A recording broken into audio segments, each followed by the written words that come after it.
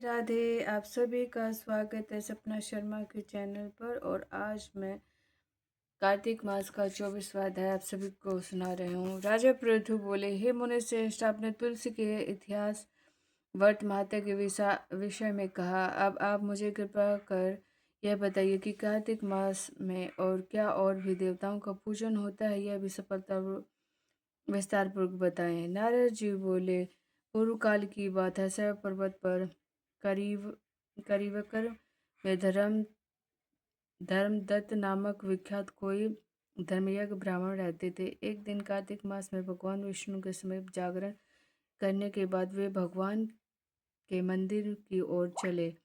उस समय एक पहर रात बाकी थी। भगवान के पूजन के की सामग्री साथ लिए जाते हुए ब्राह्मण ने मार्ग में देखा कि एक भयंकर राक्षसी आ रही है। उसका शरीर नंगा और मांस रहित था। उसके बड़े बड़े दांत, लपकती हुई जीभ और लाल नेत्र देखकर ब्राह्मण भय से थरी उठे। उनका सारा शरीर कांपने लगा। उन्होंने सहसा करके पूजन की सामग्री तथा जल से ही उस राक्षसी के ऊपर प्रहार किया। उन्होंने हरि नाम का स्मरण करके तुलसी मिश्रित जल से उसको मारा था, इसलिए उसका सारा पातक नष्ट हो गया। अब अब उसे अपने पूर्व जन्म के परिणाम स्वरूप प्राप्ति हुई, इसलिए उसका नष्ट का स्मरण हो गया। और उसने ब्राह्मण को दंडवत प्रणाम करके इस प्रकार कहा, ब्राह्मण, मैं पूर्व जन्म के कर्मों के फल से इस दशा को पहुंची हूँ। अब मुझे किस प्रकार उत्तम गति प्राप्त होगी। धर्मदत्त ने उसे इस प्रकार प्रणाम करते हुए देखकर आश्चर्यचकित होते हुए पूछा, किस कर्म के फल से तुम इस दशा को पहुंची? कहा कि रहने वाली हो, तुम्हारा नाम क्या है, आचार व्यवहार कैसा है, ये सारी बातें मुझे बताओ। उस राक्षसिनी का नाम कलहा था। कलहा बोली, ब्राह्मण, मेरे पूर्व जन्म की बात है। सौराष्ट्र नगर में भिक्षु नामक एक ब्राह्मण रहते थे। मैं उनकी पत्नी थी। मेरा नाम कलहा था और मैं बड़े क्रोध स्वभाव की स्त्री थी। मैंने वचन से ही कभी अपने पति का भला नहीं किया, न ही उन्हें कभी मीठा भोजन न नहीं परोसा। सदा अपने स्वामी को धोखा ही देती रही। मुझे कलह विशेष प्रिय था, इसलिए मेरे पति का मन मुझसे सदा उग्र रहा करता था। अंततः उन्होंने दूसरी स्त्री से विवाह करने का निश्चय कर लिया। तब मैंने विष खाकर अपने प्राण त्याग दिए। यमराज के पितराए और मुझे बांधकर पीटते हुए यमलोक में ले गए। और यमराज ने मुझे देखकर चित्रगुप्त से पूछा कि चित्रगुप्त, देखो ये तो सही, इसने कैसा कर्म किया है। जैसा जैसा इसका कर्म हो उसके अनुसार यह शुभ अशुभ प्राप्त करे। चित्रगुप्त ने कहा,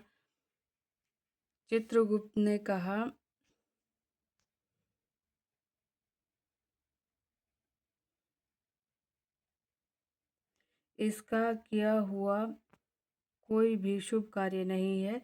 यह स्वयं मिठाइयाँ उड़ाती थी और अपने स्वामी को उसमें से कुछ भी नहीं देती थी। इसने सदा अपने स्वामी से द्वेष किया, इसलिए यह चमगादुरी होकर जिस बड़े तथा जिस बर्तन में भोजन बनाया जाता था उसी में सदा अकेली खाया करती थी। अतः इसके इसने अपने पति के साथ हाथ बनाकर आत्मघात किया और इससे वह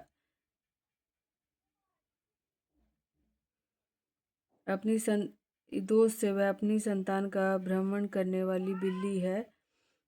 उसने अपने पति को निमित्त बनाकर आत्मघात किया, इसलिए यह अत्यंत निर्दयी स्त्री प्रेत के शरीर में कुछ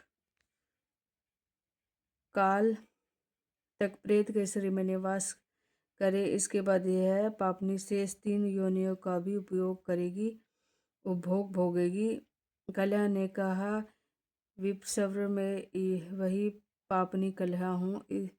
इस प्रेत शरीर में मैं आए हुए मुझे 500 वर्ष बीत चुके। मैं सदैव भूख और प्यास से पीड़ित रहा करती हूँ। एक बनिए के शरीर में प्रवेश करके मैं दक्षिण देश में कृष्ण और वेणी के संगम तक आई हूँ। जो ही संगम तट पर पहुँचे तो ही भगवान शिव और विष्णु के पारदर्शन ने मुझे बलपूर्वक बनिए के शरीर से दूर भगा दिया।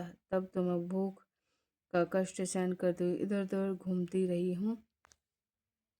इतने में ही आपके ऊपर मेरी दृष्टि पड़ गई। आपके हाथ से तुलसी मिश्रित जल का संसर्ग पाकर मेरे सब पाप नष्ट हो गए। दिव्य श्रेष्ठ, आप ही कोई उपाय दीजिए, बताइए मेरे इस शरीर में से और निवेश में होने वाले भयंकर 3 योनियों से किस प्रकार मुक्ति होगी। कल्या का यह वचन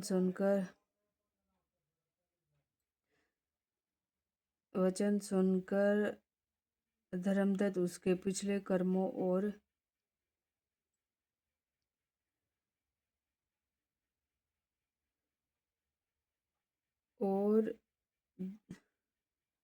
योनि को देखकर बहुत दुख हुआ। फिर उसने सोच विचार करने को कहा। धर्मदत्त के कथन की कथा का वर्णन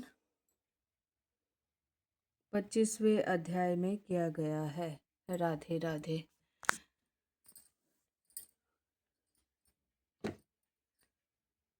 24वां अध्याय समाप्त हुआ। अब कृष्ण भगवान की आरती कर लेते हैं। ओम जय कृष्ण हरि बोलो, जय जय कृष्ण हरि। भक्तों के दुख सारे पल में दूर करे। परमानंद मुरारी मेरे मोहन गिरधारी। जय रस रास बिहारी बोलो, जय जय जय गिरधारी।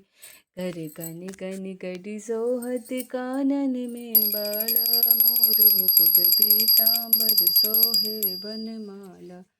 दीन सुदामा तारे त्रिदुख दुख टारे। गज के फंद छुड़ाए भव सागर तारे। हिरण्याकश्यप संहारे नरि हरि रूप धरे। पावन से प्रभु जम के बीज पर। केसी कंस विदारे नल कबूर तारे। दामोदर छवि सुंदर भगतन के प्यारे। काली नाग नदैया नटवर छवि सोहे। फन फन नाजा कर दे नागा मन मोहे। राजरुगर सन पायो माता शोक हरे। दुर्पत सुता रखियो करुणा लाज भरे। ओम जय कृष्ण हरि बोलो, जय जय कृष्ण हरि। भक्तों के दुख सारे पल में दूर करे। 24वां अध्याय समाप्त। अब अगले अध्याय में मिलते हैं। Please guys like share and subscribe ज़रूर कर दें। राधे राधे।